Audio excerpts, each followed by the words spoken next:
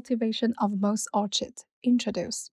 Moss orchid, also known as Phalaenopsis hybrid, is one of the most widely cultivated and popular species in the orchid family. Moss orchid, because of its large color, unique flower type, and long flowering period, is very popular among people all over the world. In foreign countries, moss orchid hybrid is regarded as a symbol of love, purity, and beauty. Among many tropical orchids, moss orchid hybrid is known as the queen of orchids. Classroom content. I believe many people like moss orchids. The flower language of moss orchids is I love you, symbolizing nobility and elegance. Do you know about moss orchids?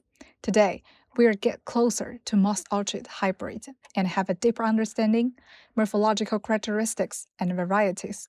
Moss orchid is a perennial evergreen herb with short stems, large leaves, long arched flower stems. Arch, butterfly-shaped flowers, and dense growth. Common varieties include dawn, pollen red, Miwachami with yellow flowers and small dark spots, happy girl with white flowers and deep red leaves. Ecological habits: single stem non-branching with conditions for flower bud differentiation can form flower buds from the leaf axils of 3 to 4 nodes at the top of the leaf. Elongate the flower stem suitable for temperatures of 20 to 25 and promote flowering with short days, 8 hours. Generally, the flower stem elongates from September to October and blooms from February to March. High mountain cultivation or cold house cultivation can also promote flowering. Suitable temperature for reproduction with a daytime temperature of 30 degrees and a nighttime temperature of 20 degrees. Fertility disorders may occur below 15 degrees. Prefer low light. The transmittance of seasonal light in spring and autumn is 70%, and in summer it is 40% to 50%. Sunshade nets can be used for shade, avoid excessive dryness or wetness, and maintain a relative humidity of around 70%. In addition to understanding the basic morphological habits of moss orchid, let's take a look at how it reproduces. Sprout propagation. Moss orchid belongs to the monoaxial orchid genus, which only produces one main stem and one growth point in its lifetime. Seed propagation mainly adopts tissue culture, sterile sowing propagation, and flower stem germination propagation methods. Tissue culture and sterile seeding are used for large-scale production and reproduction. Split propagation is usually used for small-scale reproduction or family reproduction. The division method is simple to operate, but the relative seedling rate is relatively low. The specific method is as follows. After the flowers fall, leave 14 internodes, cut off the excess flower stems with scissors, and then cut off the upper 13 internodes of the flower stems with a sharp blade. Use cotton dipped in hormadine or rooting powder to evenly apply it to the exposed internodes. Place the treated orchid plant in a semi-shaded area and maintain the temperature at 25 to 28 degrees. After 2 to 3 weeks, the buds can be seen to sprout leaves, and within about 3 months, small plants with 3 to 4 leaves and roots can be produced. They can be cut off and planted in the upper pot. Cultivation management. Any plant, after cultivation, needs to undergo cultivation management. Similarly, the management of moss orchid cultivation also needs to be carried out in terms of temperature, humidity, irrigation, and other aspects. First, luminosity. The temperature requirements for moss orchid large, medium, small during the day are basically the same with a recommended temperature not exceeding 30 degrees. At night, the temperature requirements for small and medium-sized seedlings are 23 degrees, and for large seedlings, it is 20 degrees.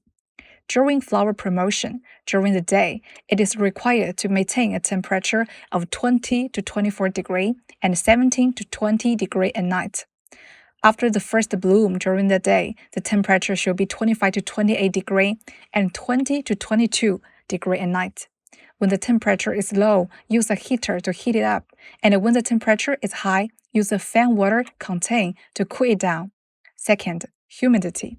The optimal humidity requirement for the nutritional growth stage is above 90%. The humidity requirement for the flowering treatment stage is 70 to 80%, and the humidity requirement after flowering is 50%. Measures such as water curtain ventilation and flower space spraying can be used to regulate humidity. Third, irrigation.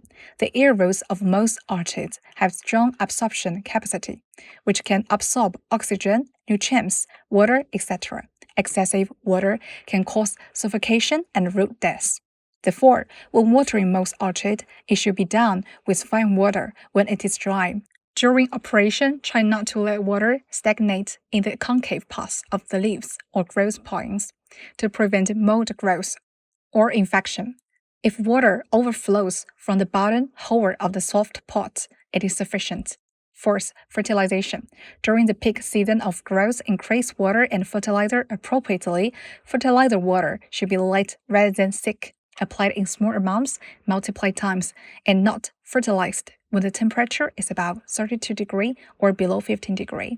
Interactive application of root fertilizer and top depressing outside the rows. Before July, in order to promote growth, once a month apply nitrogen, phosphorus, and potassium universal compound fertilizer with a ratio of 1 to 1 to 1, and the rows were irrigated with a 2000-fold solution. Apply liquid fertilizer every 15 days in August. After September, apply root external fertilizer with 0.1%. Potassium dihydrogen phosphate solution. After October, through fertilizer control and water conservation, promote the formation of flower buds during the period. The main method is to apply phosphorus and potassium fertilizers outside the rows, and apply microfertilizers such as boron, zinc, and iron appropriately. 0.1% of Huabao 3 can also be used. Ending. Most orchid hybrid is named after its graceful dams like a butterfly.